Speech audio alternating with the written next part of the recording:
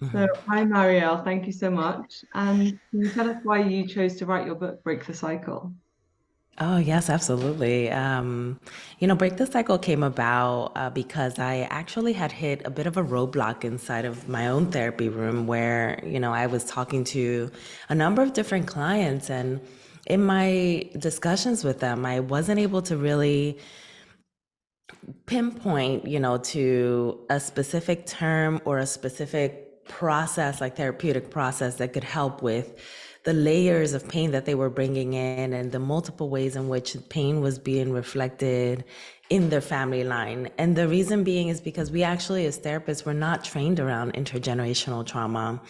We're trained only to really kind of sort through the trauma that exists in a person's own lifetime. And so I was sitting there with a client in like this deafening silence of like all the pain that they were bringing with them, and with very little tools to be able to really kind of approach their healing.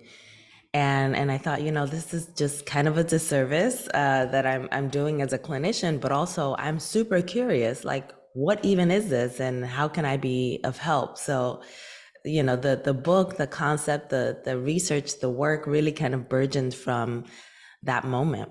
Nice. And can you tell us what intergenerational trauma means? Yeah, intergenerational trauma is the only type of trauma that is handed down the family line.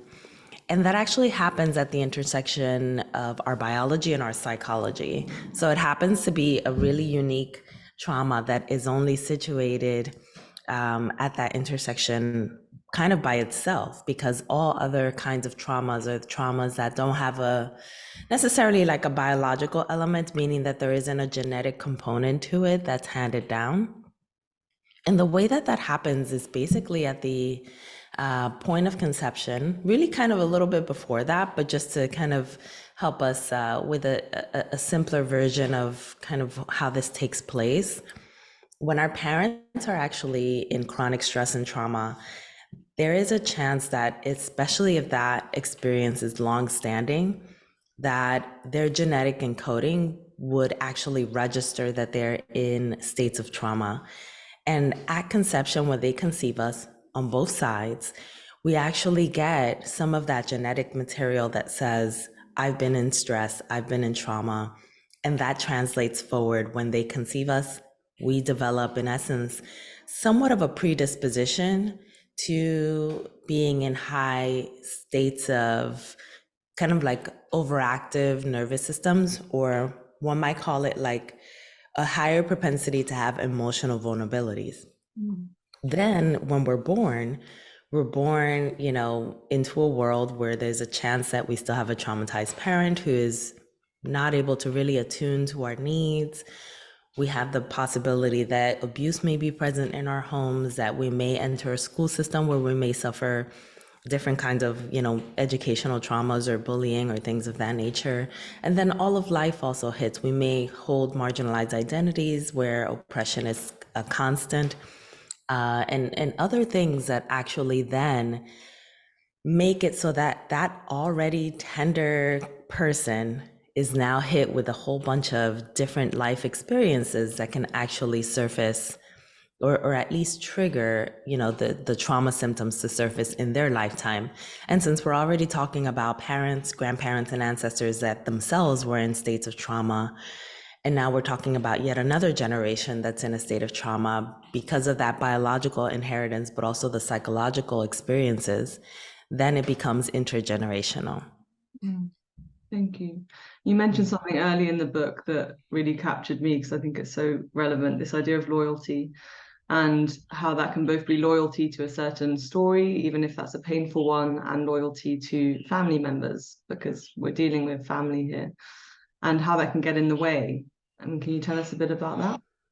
Yes, absolutely. So, loyalty is sometimes unconscious. We actually many times are just tied to family dynamics and patterns that just seem like the norm, or feel like the thing that we do when we're a part of our families, even if they're unhealthy patterns.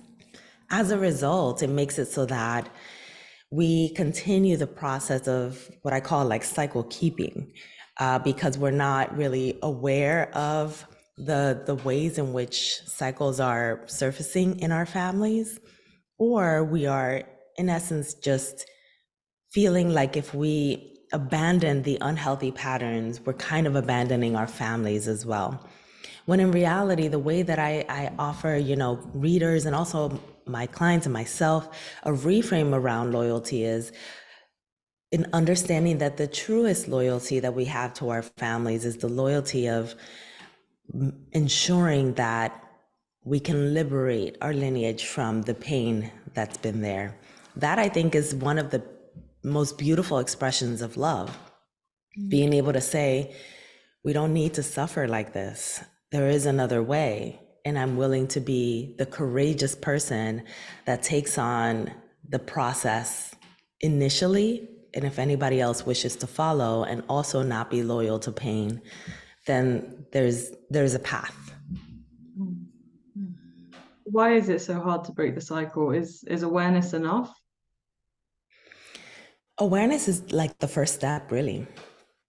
Awareness is a critical step. It's a really important step because there's a lot of people that say, they kind of like operate from a state of denial. And that's a protective mechanism. It's a coping mechanism for a lot of families to say, no, nothing's happening. No, we're fine.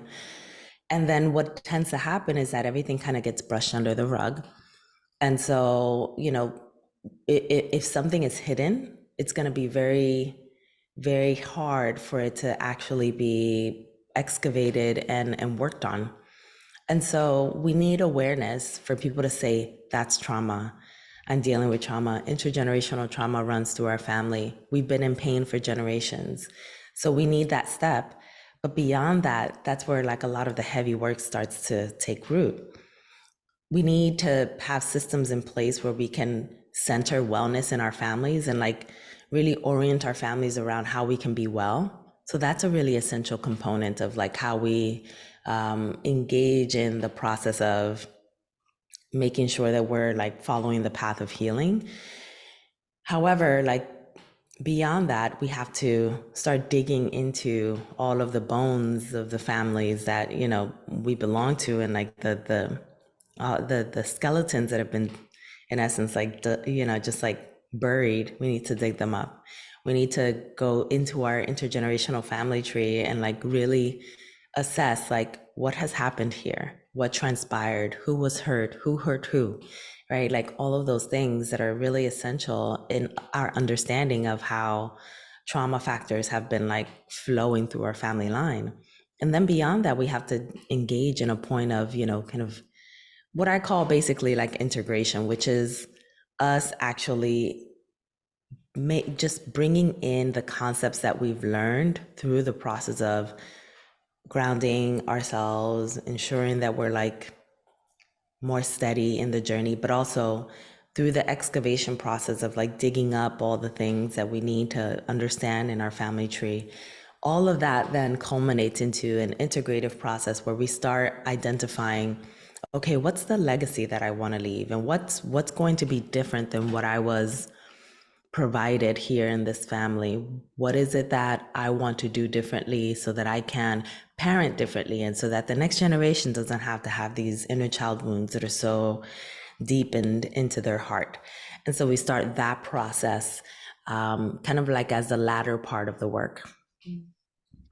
And it's quite a holistic process as you paint it, which I really appreciated as well. I mean, why is it so important to include the body in this?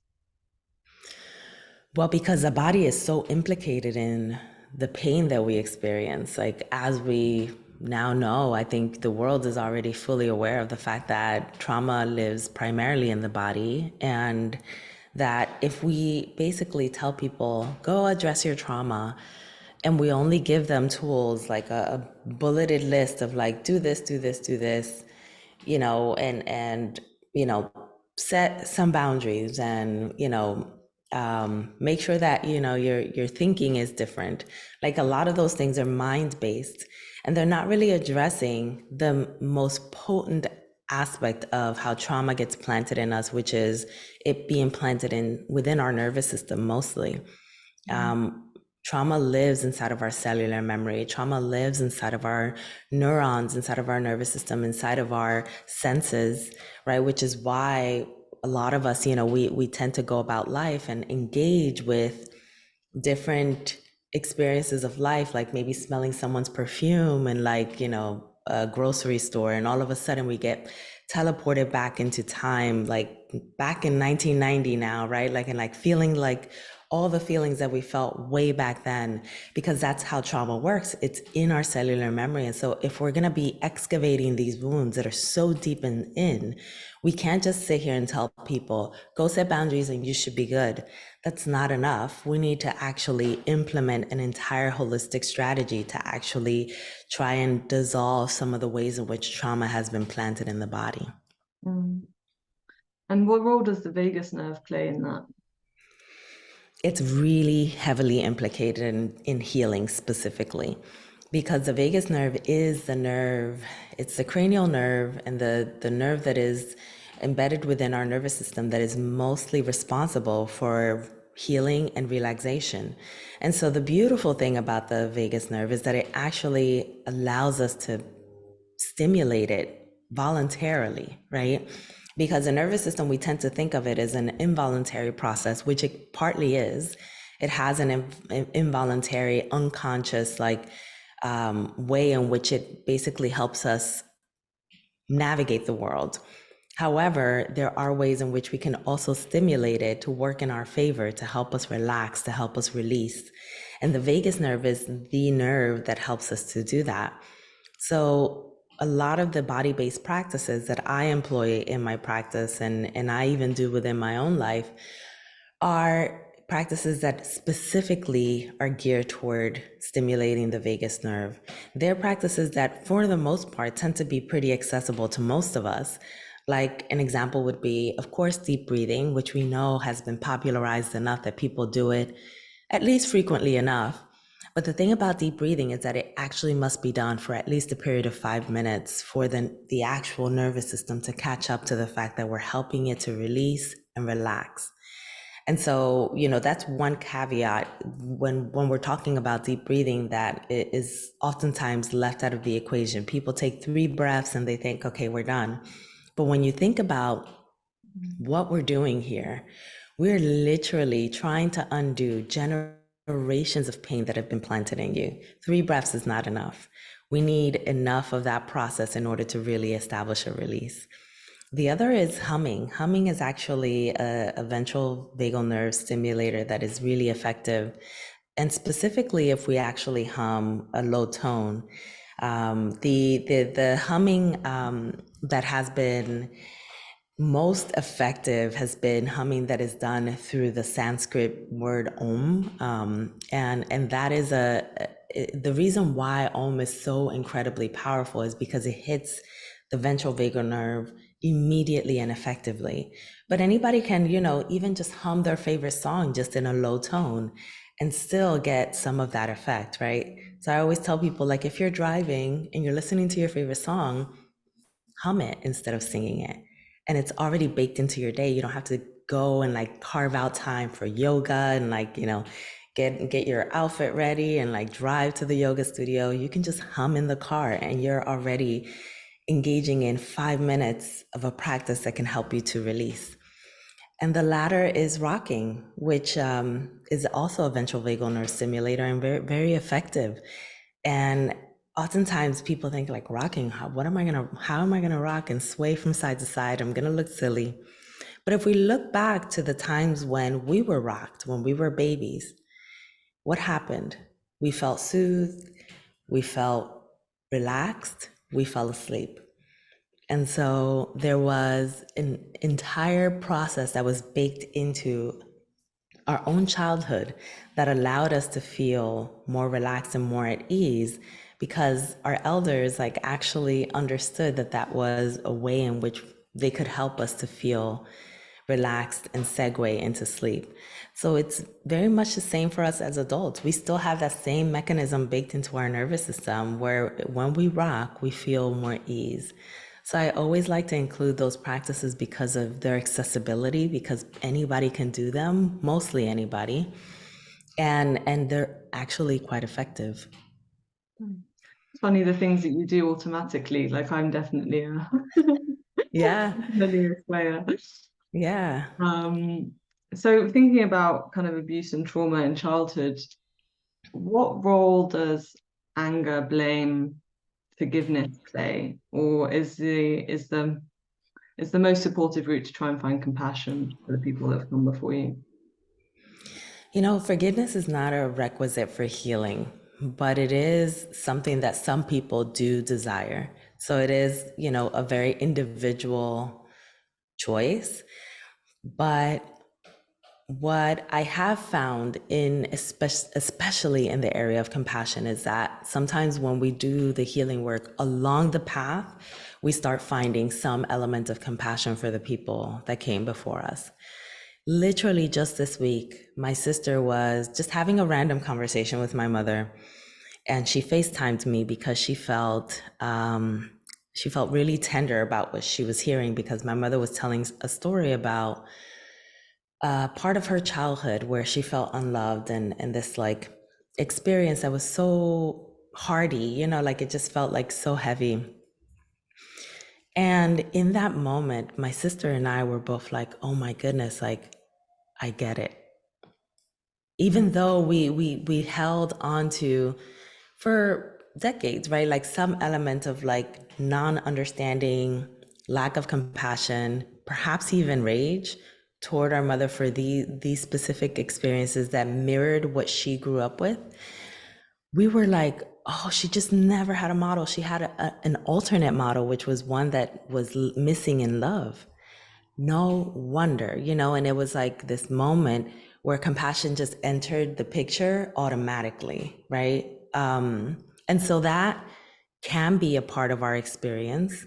It may burgeon here and there, and it may not. We just may lead a life where we're really focused on ourselves, the next generation, maybe our partners and the people around us, maybe chosen family, and that's okay. But there will be glimmers. There will be moments where compassion enters the space that you inhabit with the people that may have caused hurt. And that's welcome too. And that can also be very liberating emotionally. Mm.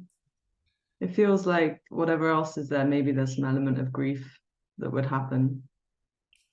There's always grief. Grief is to be expected. I added it into the book very specifically because we cannot say that we're healing and not include a very, very intentional, strategic process around grief. It's just not possible. And if we don't do that, then what we're doing is we're entering denial. Mm. And that actually can keep us in a state of unwellness for a longer period of time.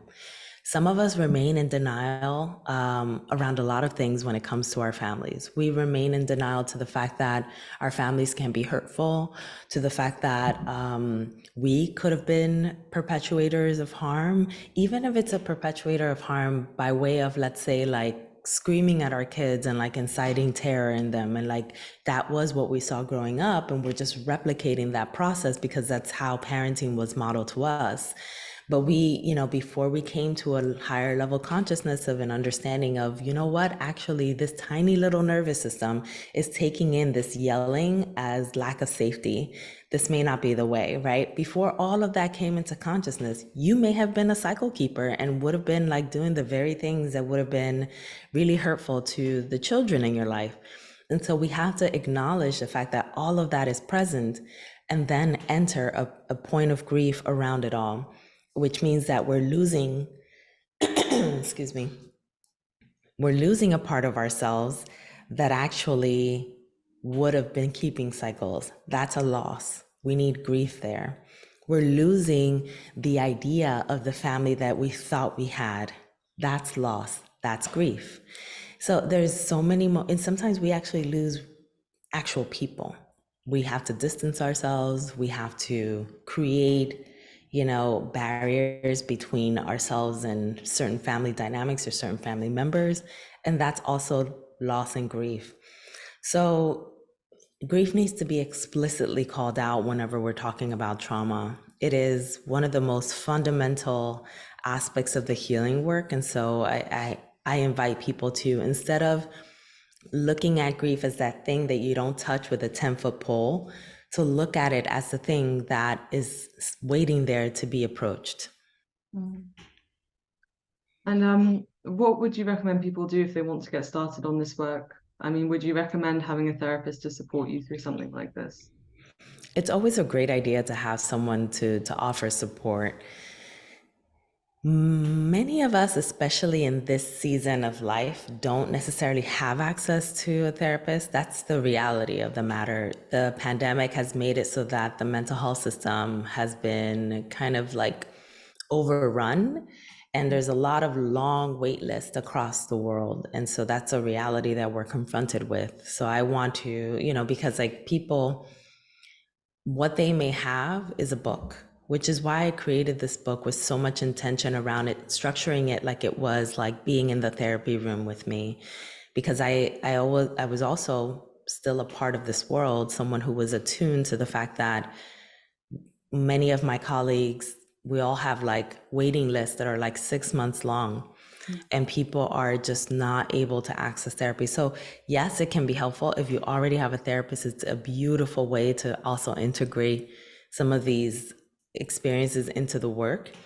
But for the people who don't have someone, there are alternatives. One, people can go through the process of the book and just kind of like, there's a lot of prompts in the book that can help almost in the ways that I would have helped someone in my own therapy room. But also, I actually invite people in the book to find a co-healing partner, someone who is equally committed to doing the work, that can actually help them to stay the course. And they can even do some of the exercises with that person, and that can be really helpful too. I actually, although I've worked with, of course, my own, set of healers, I did a lot of this work with my sister.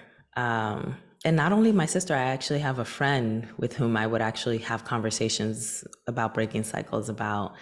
So there are people in our lives that are willing to do this work with us. Like, both of you get the book and talk about the things that are coming up for you. And that's an opportunity to also heal in a way that feels quasi-therapeutic, but perhaps, isn't situated in the therapy room.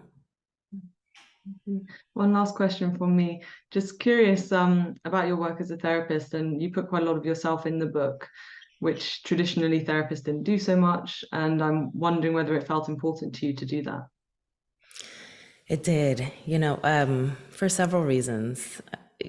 From a research perspective, there are a number of studies that have helped us to understand, for decades actually, that have helped us to understand that therapeutic disclosure, when it's done in the service of helping to elaborate a point and helping the person to heal, is actually incredibly effective, useful, and really important to do. And it is particularly so when it comes to individuals who come from communities that are very communal and have disclosure as a part of the cultural norm. And so it was really important for me to intersperse that into the story as well. My family was like really, really incredible and just like really forthright about their own experiences and bringing that into the book. And my mother also told me, when I asked her if she would be willing to be a part of it, she mentioned,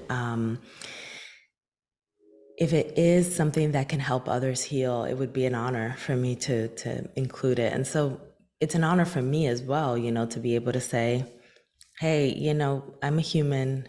I've been in places that have created hurt for me. And there's a way that we can heal.